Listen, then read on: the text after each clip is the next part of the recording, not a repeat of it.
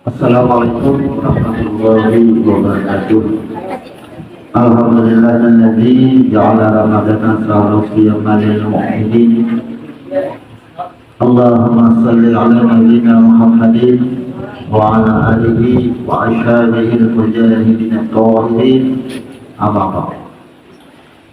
Jemaah yang Ramadan rahimakumullah, kembali kita akan menyelesaikan sholat qiyamul Ramadan, dan nantinya kita akan mengakhirkan witir setelah melakukan sholat sunat di malam Lailatul Qadar, serta dengan zikir, dengan pembacaan zikir, doa, serta dengan pembacaan tilawah itu.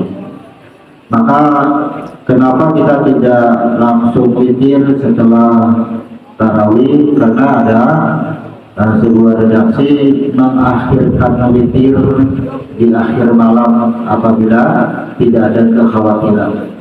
Maka bila ada kekhawatiran, maka boleh langsung ditutup witir walaupun satu rakaat.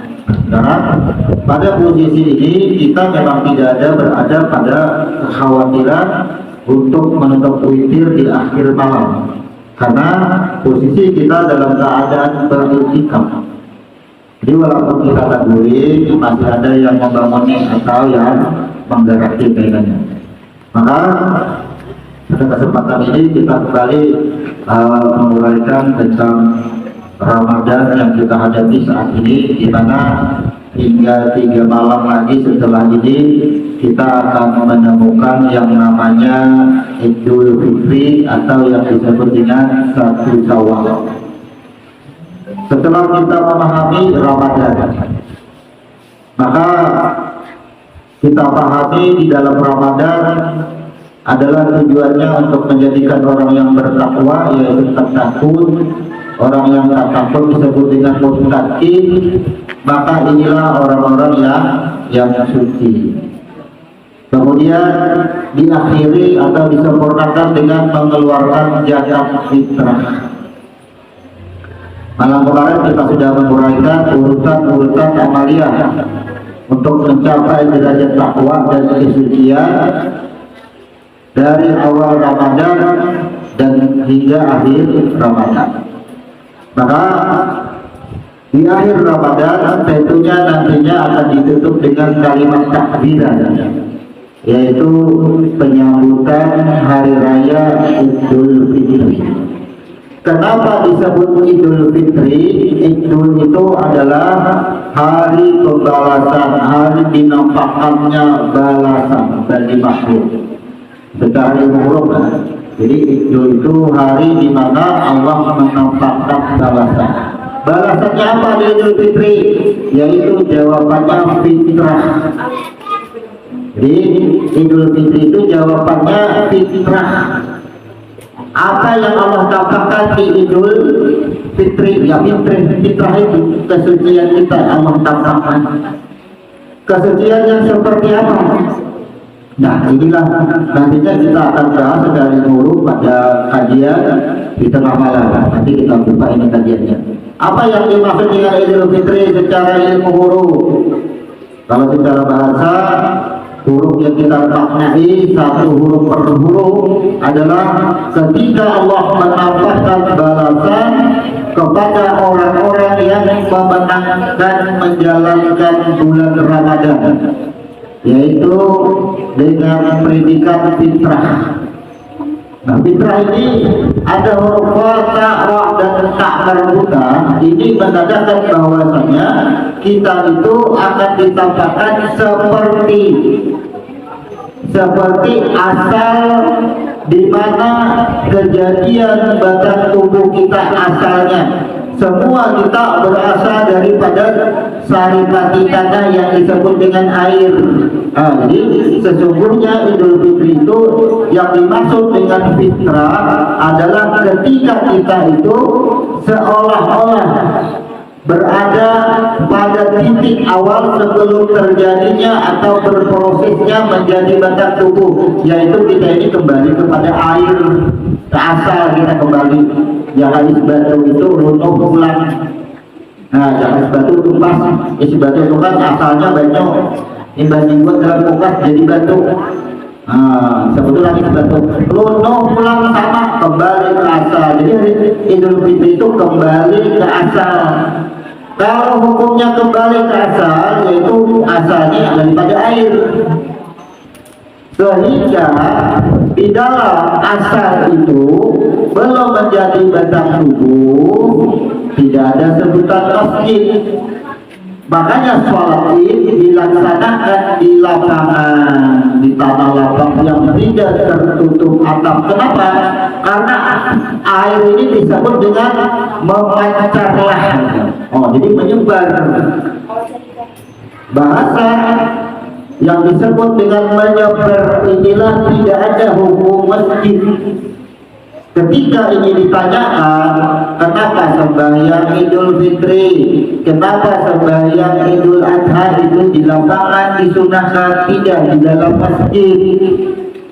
Baru kita dapati setelah kita memaknai daripada ilmu huruf. Kalau mencari hadisnya, mencari Qurannya, kadang-kadang bukan ada. Hadisnya ada, tapi harus dipecahkan hadis itu huruf per huruf. Karena hadis itu diterjemah dengan teks, Al-Quran diterjemah dengan teks, dari beberapa huruf, beberapa makna dijadikan satu arti, sehingga tidak ditemukan alasannya kenapa sholat id dilaksanakan di tanah lapang, kenapa sholat Idul Adha dilaksanakan di tanah lapang, sementara Idul Muslimin yang disebut dengan Jumat itu dilaksanakan di masjid. Karena Idul Muslimin ini adalah di mana sejarahnya bersatunya roh dengan batang tubuh, atau dihembuskannya roh dengan batang tubuh. Ketika batang tubuh sudah ada, inilah hukum masjid. Ada 4 masjid di dalam tubuh kita. Ini sebutannya. Makanya Idul Muslimin itu karena ada yang disebut huruf B, ada huruf C, ada huruf lam, dan ada huruf lam. Apa huruf B? Inilah yang disebut dengan masjid. Sehingga Idul Muslim itu diletakkan di masjid. Ini pertanyaan yang sangat luar biasa dan sulit dicari alasannya. Kenapa? Karena ada banyak orang yang menerangkan ketika ditanyakan kenapa Idul Fitri di tanah lapang, karena Nabi mencontohkan bukan ada boleh di masjid juga. Karena hanya menurut teks daripada terjemah sebuah hadis. Begitu pun tafsir. Tafsir akan menuruti perilaku Nabi. Diturutilah perilaku Nabi. Nabi sembahyang id Idul Fitri di lapangan. Itulah sampai nama karena ketika Nabi memerintahkan sholat id di lapangan, dengarkan, turuti, gawi. Itu maksudnya. Akhirnya hanya patokannya di situ untuk jawabannya. Maka kita mencari alasan kenapa Nabi itu berbuat mencontohkan itu tidak mungkin, tidak ada dasar. Sekarang kita belajar menarik akar rumput. Nabi itu adalah ketika Nur bersaksi. Ketika Nur bersaksi, jahilnya disebut Nabi, gelar. Ketika Nur ini sudah bersaksi disebut Nabi, kemudian diperintahkan Nur ini untuk memancarkan, untuk berproses menjadi alam semesta, kemudian menjadi sifat. Inilah yang disebut dengan Rasul. Jadi Nur itu nabinya, Rasul itu napasnya. Nur itu wujud daripada hembusannya roh. Roh tidak akan dikenal kalau tidak ada Nabi. Kemudian Nabi tidak akan dikenal tanpa adanya nafas. Maka Nabi ini diutuslah yang disebut dengan Rasul. Maka kata-kata Ramadan itu nama bulan. Dari nama bulan ini menceritakanlah perjalanan seorang hamba di muka bumi. Maka hamba-hamba itu berjalan di atas huruf Ramadan. Ketika Ramadan selesai, maka hamba-hamba ini akan menemukan yang namanya Syawal.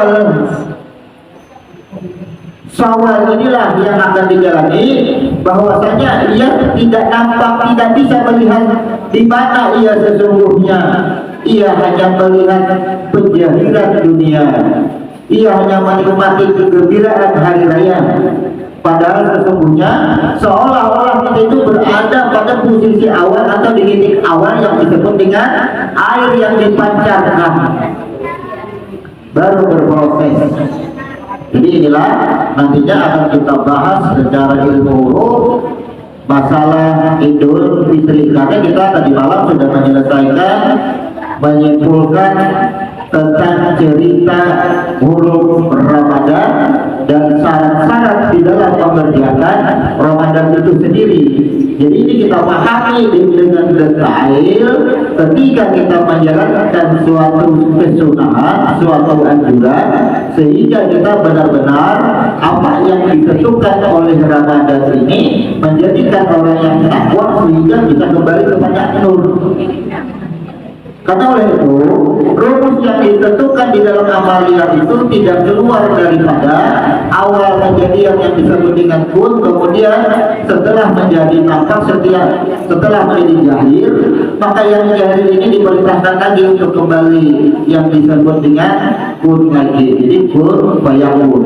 Maka setiap bulan Ramadan ada kun fayakunnya, Syawal ada kun fayakunnya. Itulah kita belajar, jangan keluar dari tiga rumus itu: Al-Quran, Al-Hadis. Ketika terjemahan, apabila terjemahannya menjadi simpang siur, apabila terjemahannya menjadi banyak atau ribuan paham, satu kalimat hadis itu bisa menimbulkan puluhan bahkan ratusan paham. Ini yang sangat luar biasa. Oleh karena itu kita membuka kajian ilmu ini agar kita di dalam pengamalan itu lebih jelas, lebih mengetahui. Sementara orang berdebat kalau di masjid tapi tidak menyunahkan yang benar itu adalah sholat di tanah lapang. Karena apa? Setiap bulu yang kena matahari, setiap bulu yang kena embun, dia mencari hikmahnya itu, karena memang redaksinya itu yang dicari. Ternyata secara rahasia, secara sir, Idul Fitri di tanah lapang itu karena ini pancaran air. Kalau air tidak memancar, tidak ada yang disebut dengan alam semesta.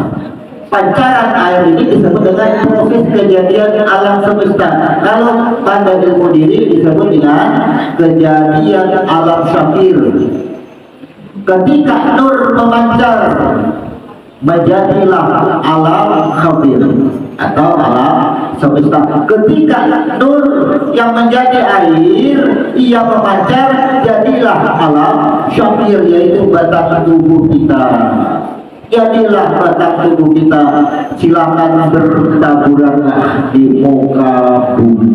Artinya Idul Fitri ini kita itu menghampar, menjadikan batang tubuh, air menjadi batang tubuh. Selanjutnya akan berproses batang tubuh ini. Karena sudah jadi penciptaan batang tubuh berproses, inilah nantinya kita akan menemukan lagi pada bulan Zulhijjah. Di bulan Zulhijjah yang disebut dengan Idul Adha. Kenapa di tanah lapang lagi? Memancarnya nafas kita lagi. Ketika nafas dihembuskan, inilah bukti bahwa pancaran air tadi yang menjadi batang tubuh ia memancar lagi, bertaburan lagi di muka bumi ini. Itu yang dimaksudkan. Jadi kalau Idul Muslimin ini sejarah ketika roh dihembuskan ke dalam batang tubuh ini sudah jadi, disebut dengan Idul Muslimin. Karena adanya Jumat sudah beberapa tahun Islam ada, baru turun surah Jumat, diperintahkan untuk Jumat. Sebenarnya Jumat adalah memperingati, menyadarkan bagi kita bahwasanya kita ini dari mana roh itu ada sehingga kita hidup. Jadi orang sholat Jumat itu mengingatkan akan hal seperti ini. Jadi nanti insya Allah di kajian di tengah malam kita buka majelis, kita akan membongkar kembali hari raya Idul Fitrinya, agar kesempurnaan Ramadan ini diakhiri dengan sholat id di lapangan setelah sempurna juga mengeluarkan zakatnya. Dan jangan lupa sebelum takbiran pagi untuk sholat id, jangan sampai lupa yang mana Ramadan ini ada ketinggalan puasanya, segera untuk membayar fidyahnya. Sempurnakanlah Ramadannya. Jadi sempurnakan Ramadan. Sementara di siksa waktu yang ada ini, kita akan mengerjakan amalia-amalia yang mungkin ada keutamaannya atau kita mementingkannya di dalamnya. Dan kesempatan di 3 malam ini sangat bagus lagi, seperti yang sudah kita sampaikan di waktu yang lalu. Bagi yang belum pernah merasakan yang disebut dengan sholat sunat fajar, kesempatan mengerjakan. Kalau di bulan lain tidak mau mengerjakan atau sulit mengerjakan, maka kesempatan di bulan Ramadan. Begitu imsak berbunyi, ini sudah memasuki fajar. Fajar ulang, fajar yang pertama. Kalau berbicara fajar kajib, fajar sadik, kita bingung. Fajar pertama itu bilanya sudah berbunyi, imsak itu boleh sudah mengerjakan sholat sunat fajar. Faedahnya, fadilatnya sudah kita jelaskan, sudah kita uraikan. Karena sholat fajar ini berbaring menghadap kiblat, laksana kita seperti berada di liang lahat. Insya Allah akhir hidup yang mengerjakan sholat sunat fajar dimudahkan akhir hidupnya, karena sudah belajar mati kita. Orang sampai yang sunat fajar itu belajar mati, meyakinkan mati itu kayak apa. Makanya di dalam berbaring itu ada yang membaca minha khalaqnakum wa fiha nu'idukum wa minha nukhrijukum taratan ukhra. Jadi maksudnya ini kita itu menyadari kada tahajud lagi kaina amun mati amun diajak kalian lahat, karena waktu hidup sudah tahu.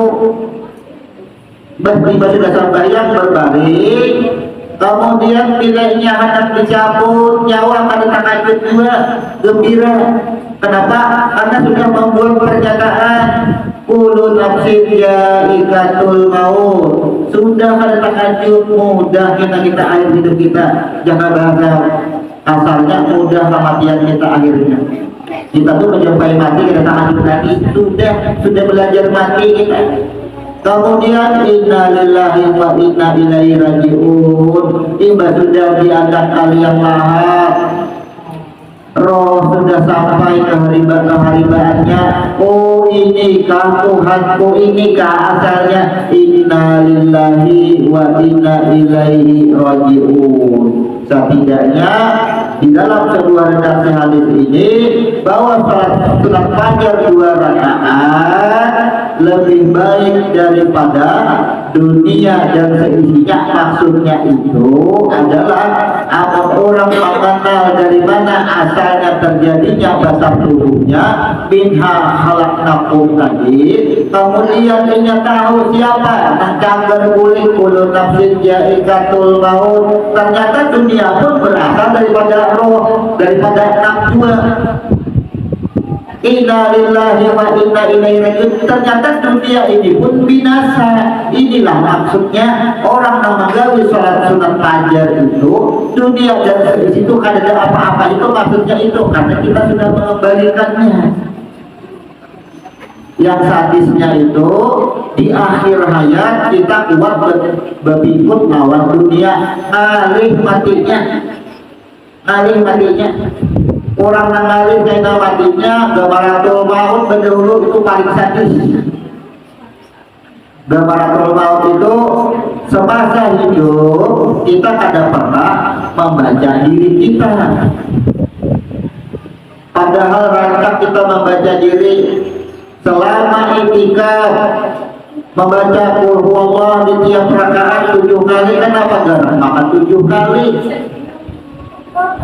3 kali membaca qul huwallah memulihkan lawan Tuhan.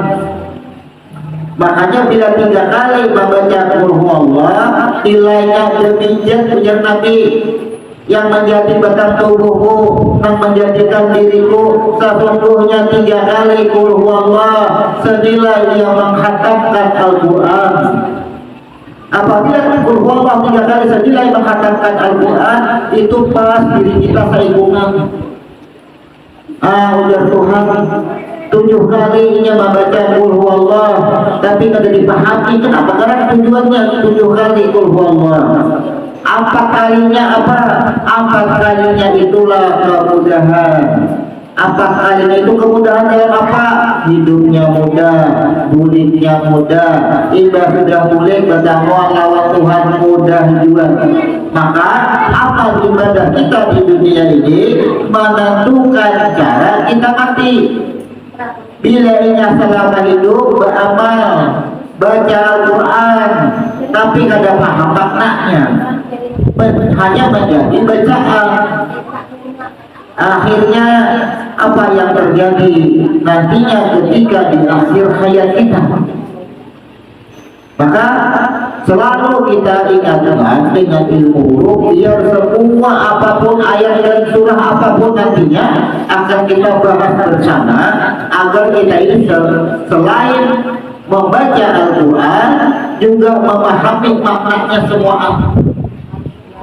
Jadi kalau terjemah bukan kada boleh membaca terjemah silakan, tapi terjemah itu tidak bisa melengkapi daripada beberapa makna yang ada di dalamnya. Contoh, kita mengerjakan itikaf sholat sunat 2 rakaat, kenapa harus 7? Sebenarnya tidak mengharuskan, tapi kita mengambil rumus. Bukankah Lailatul Qadar ini penentuan diri yang ditentukan, maka bacalah diri supaya bisa membaca diri, karena diri ini dilengkapi dengan 114 surah. Amun membaca ke 114 surahnya yang seperti dahulu dilaksanakan 1 rakaat 1 juz atau 2 juz, saya tamat sebulanan di Al-Quran, itu kehendakan membaca diri cukup. Maka ambillah 3 kali qul huwallah dahulu, itu mengenalkan akan diri, sama sudah dengan membaca diri kita. Ketika diri ini terbaca, maka diri ini akan berproses. Allah berikan kemudahan, Allah hindarkan daripada kejelekan, Allah hindarkan daripada kesulitan. Itu nafsi sahabatnya. Angka 7 ada lain lawan 7 ayat Al-Fatihah, hampir sama itu sejarahnya. Jadi itu 7-nya yang diambil. Kemudian setelah ba'da maghrib atau ba'da maghrib, kalau setelah ba'da keduanya sama, setelah ba'da sama keduanya. Jadi kita sudah sampai yang maghrib, gawe mu'akad, setelah mu'akad gawe taubat, setelah taubat gawe intijar atau hajat. Di dalam hajat qul huwallahnya 11. Kenapa ada 7 11? Kalau 7 tadi dia 3-nya mengenal diri, membaca diri, 4-nya menjadikan kemudahan, 11-nya apa? 11-nya ditampakkan, diadakan apa?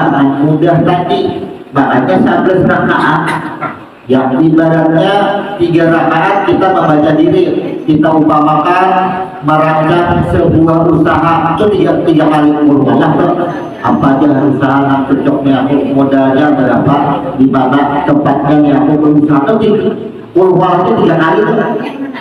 Setelah itu lanjut lagi membaca qul huwallah 4 kali.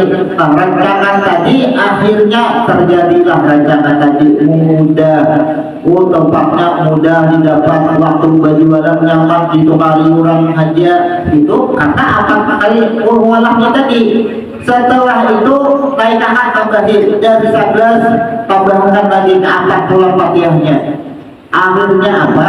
Hasil jualan tadi, hasil usaha tadi begitu ada luar biasa berkahnya atau tampak. Kan banyak orang berusaha Tahu ya, ini aku berusaha larisan cuma aja duitnya kata-kata mana kan tahu juga aku. Nih, makanya 10 walahnya 11 kali. Tapi kenapa sebelum 11 kali Allah ada ayat kursi? Dibintingi Tuhan dulu dengan ayat kursi supaya jangan kerasukan berusaha, jangan terlalu canggih berusaha. Dibintingi dengan ayat kursi, baiknya ingat ya Tuhanlah, bila sudah ada akan usaha, baiknya ingatlah. Ini dikatakan Tuhan dengan ayat kursi. Jangan sampai kada ingat, bila kada ingat lawan aku ya binakahan Tuhan itu diingatkan Tuhan dengan ayat kursi. Ibas ayat kursi at-takasur. Kenapa at-takasur? Kaitan Tuhan namun payung benar, berhasil benar berusaha gunakan di jalan Tuhan, di jalan gunakan di jalan kebaikan, gunakan, jangan bermegah-megah, jangan berfoya-foya, jangan berlebihan. Setiap yang berlebihan pasti kada baik. Contoh, tangan panjang benar tangannya berlebihan, baiklah tujuh lain kayaknya lebihan banyak tapi kagak ditangkap juga. Nah, jadi hal inilah kenapa setiap amal ibadah itu kita mengoreksinya itu bukan tidak ada dasar. Kalau hanya dasar Quran dan hadis, pasti akan selalu terjadi perdebatan, akan selalu munculnya banyaknya paham, sehingga satu persatu kita bahas dengan ilmu guru. Jadi selama Ramadan apa amaliyah yang pas, ada waktu kosong, kalau awak uyuh kadang-kadang sembahyang sambil berambah berzikir, zikir terus baca zikir apa ya, istighfar boleh aja, salawatkan boleh aja, karena akhirnya mengatuk mata taburi kada apa-apa. Gunakan itu. Nang mau mata sembahyang, tapi apabila sudah ba'da isya, ini disebut dengan qiyamul Ramadan. Maka hukumnya di qiyamul Ramadan sesuai petunjuk, sesuai hadis, tidak lebih dari 11, tidak lebih daripada 13. Jadi amun hendak begawian, imbah maghrib hendak istikharah boleh. Misalnya sembahyang taubat habis maghrib, sembahyang hajat habis maghrib, sembahyang istikharah boleh habis maghrib itu sebanyak-banyaknya 2 rakaat. Jauh apa yang kita perlukan? Apabila sudah bisa masuk kepada qiyamul Ramadan, nah, kita jangan keluar daripada ring yang sudah ditentukan oleh Nabi kita. Kita menuruti itu. Jangan terpengaruh dengan perbedaan paham jumlah rakaat tarawih. Semua jumlah rakaat tarawih diambil daripada 4 mazhab dan semua ulama tidak ada yang berani menyalahkan daripada salah satu pihak. Semua dinyatakan benar. Apabila semua dinyatakan benar, kita cari mana yang paling benar. Apabila sudah menemukan mana yang paling benar, kita cari mana yang paling tepat. Inilah kajian kita. Kita tetap jangan keluar daripada aturan-aturan agar semua amaliyah kita itu bisa mencapai tujuan atau maksud daripada diadakannya Ramadan. Demikian kita tutup. Subhanallahumma wa bihamdika asyhadu an la ilaha illa anta astaghfiruka wa atubu ilaik. Assalamualaikum warahmatullahi wabarakatuh.